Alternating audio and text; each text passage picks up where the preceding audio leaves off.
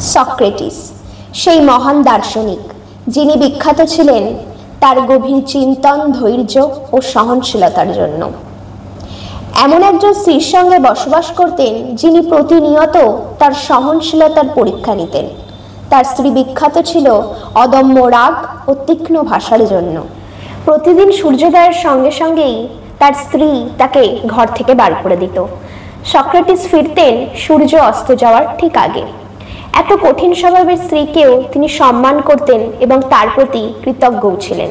তিনি একবার বলেছিলেন, আমার প্রজ্ঞার অনেকখানি আমার স্ত্রীর কাছ থেকে পাওয়া, কারণ এই প্রতিদিনের পরীক্ষাগুলো ছাড়া আমি কখনো শিখতে পারতাম না যে প্রকৃত জ্ঞান নীরবতায় বাস করে আর শান্তি মেলে স্থিরতায়।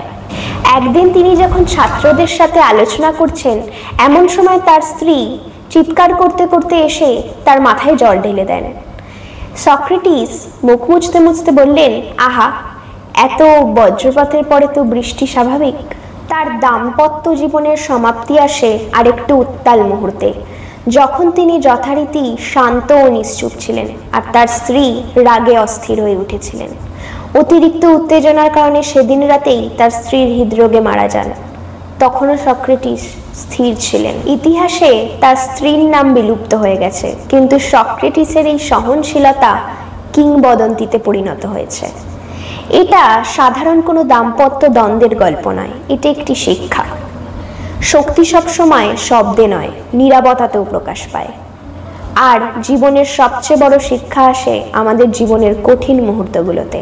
আমরা ঠকেছি এবং তা থেকে শিক্ষা নিয়েছি আর প্রতিনিয়ত নিয়েই যাচ্ছি।